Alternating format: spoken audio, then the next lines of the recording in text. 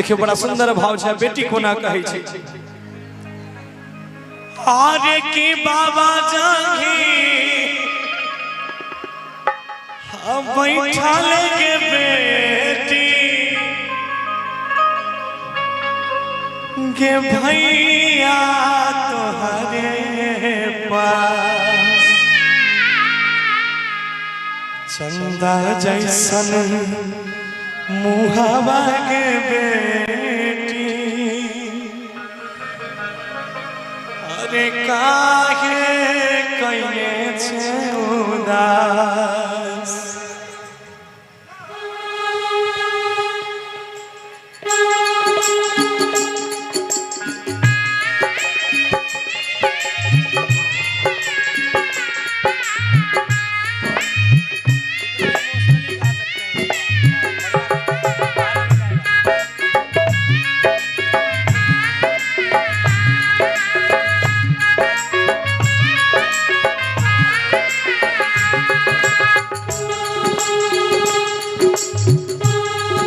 अरे बाबा जागी बैठल के बेटी भैया तोहरे पास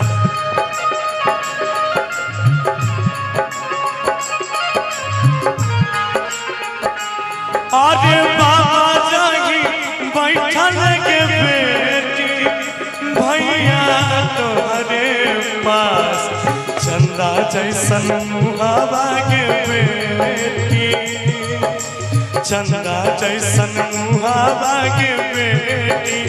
काहे कइले छे उदास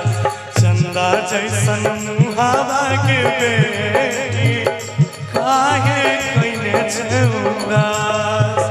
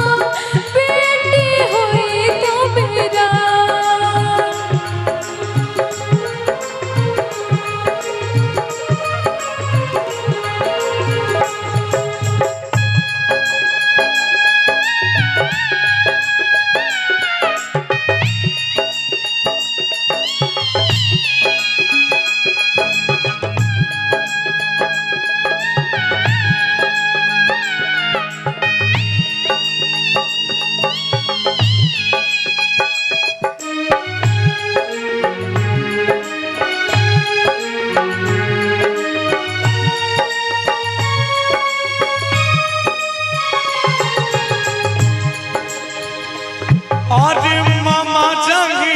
बैठल के बहिना चाचा तोहरे पास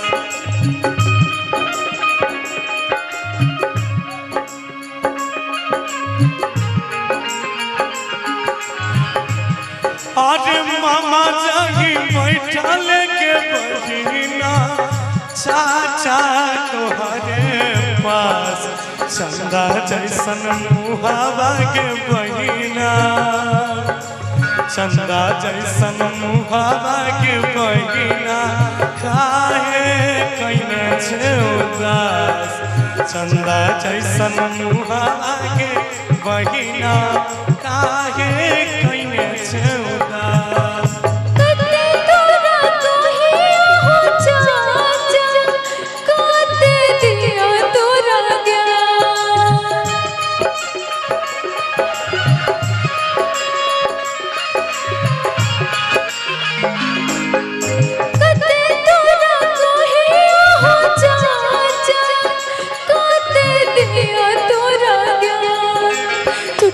भर सिंदूरवा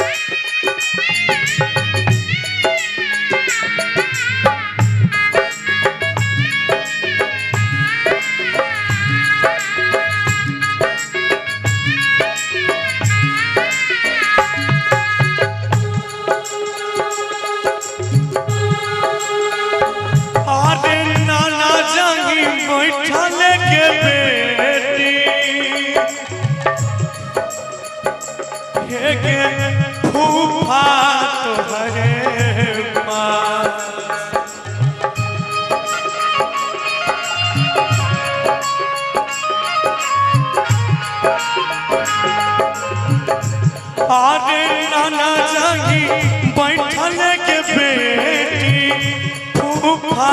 तोहरे पास चंदा जैसन मुहवा के बेटी चंदा जैसन मुहवा के बेटी काहे कइने छे उदास चंदा जैसन मुहवा के बेटी काहे कइने छे उदास